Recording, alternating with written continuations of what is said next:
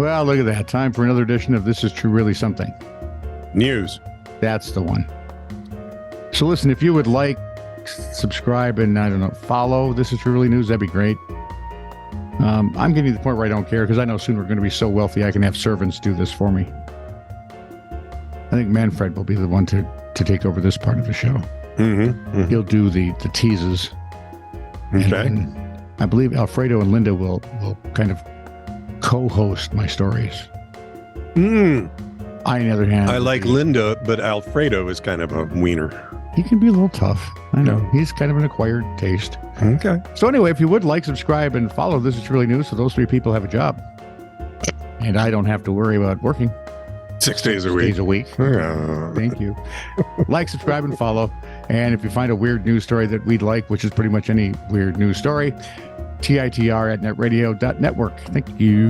This is True, Really News with Scott Combs and Tony Vercanis. All the news you're about to hear is true, Really? as far as you know. Ben's health story from the Titter Wayback Machine. All the way back in the 20th century. There was a 20th century? 1998. Life didn't begin at 2001? Viagra. The 21st century did not begin until 2001. Just so Yes. you know that. You're such a stickler. I am. Viagra was released to rave I think reviews. of myself as more pedantic. Ooh, yes. Yes. Tony Pedant Vercanis. I've often said that. Viagra was hang on. That's my criminal name, Tony Pedantic.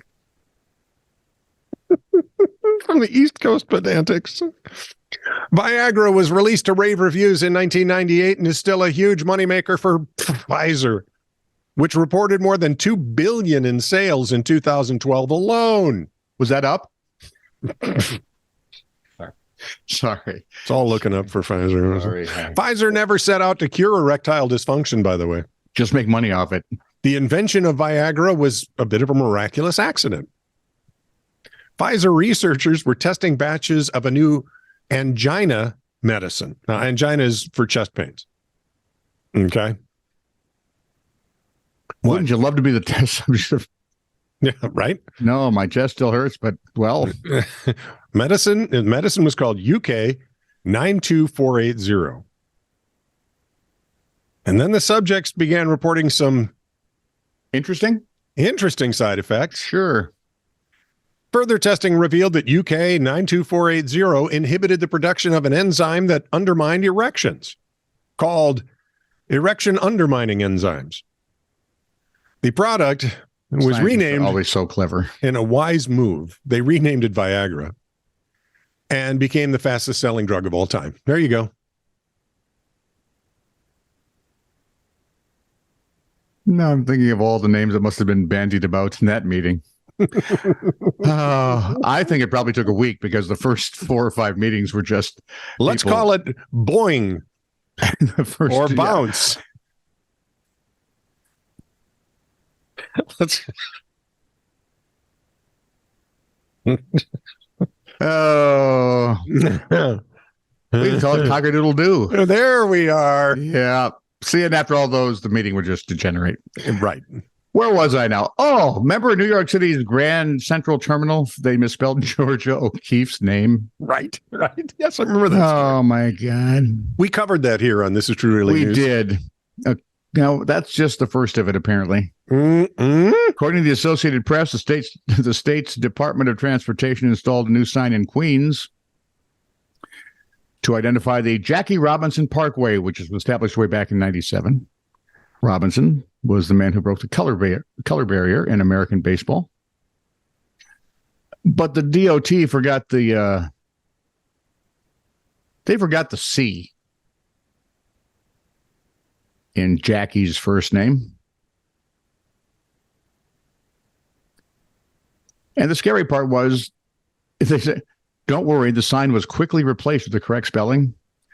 The scary part is that the sign had to be replaced with the correct spelling. It actually got put up that way, and no one seemed to notice. Yeah. It's been Jackie Robinson Parkway since 1997. Let's do the math. 07, 17. Now we're in 23. That would be 26 years. Oh, good, because I was going to say longer than 20 years. Well, not quite 58. Yeah. Jakey. Now, we shall launch I suppose ourselves. it could have been worse. They could have spelled it with the old Q in there. Yeah. Oh, boy, that would have been interesting. I had a girlfriend that had spelled her name that way. I coached a girl in softball named Jackie. Were they the same girl? They were. Were we in college at the time? No, I was married with 2 kids by then. Oh, okay. Never mind. Probably not the same girl. Yeah. I hope not. All right. Pack back into the Wayback Machine. On November 27th, 2009. Hang on. I'm still in 2012. Okay. Good. Wait, hang on. I went to 2008. I'll be back. There we go. Okay. Well, you had this to look forward to. A computer glitch on It's a Small World left a quadriplegic man, Jose Martinez, stranded on the ride for, count 'em, 40 minutes. Hey, that was like half the time it took to wait in line. Disney was able to immediately evacuate all of the passengers except for Martinez and his wife. Martinez sued Disney for not having proper procedures in place to evacuate people with disabilities. He also claimed that the blaring music exacerbated his medical condition. After leaving the ride, Disney employees pushed his wheelchair to a first aid tent where he was subjected to a personal performance of It's a Small World by Mickey Mouse. Now, I get what they were thinking. This ought to smooth things over. Yeah. The House of Mouse is not always the brightest. Martinez told reporters it was adding insult to injury. You think? A jury awarded Martinez $8,000 for enduring the experience. File that under what the hell were you thinking? It's a small world after all. And I've been on that ride. You know, I have. I've never been stuck there for 40 minutes, and I'd like to thank God for that. I've been stuck in an elevator for 40 minutes. I was stuck in one for just under an hour. Yeah. By myself. Ooh. I believe I am the last person in recorded history to smoke a cigarette in a building in California. Nothing else to do. My wife, if they looked at me smell and said, smoke, "What they'll are you get to me doing?" like that. What are they going to do? Arrest me? Yeah. I've been here for a half hour now.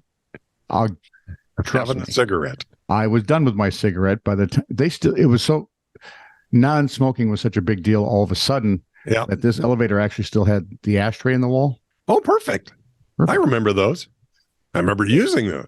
Absolutely. In a puzzle once every year, whether you needed to or not, you slimy, scummy non-addict. In a puzzling attempt to draw attention to the climate crisis.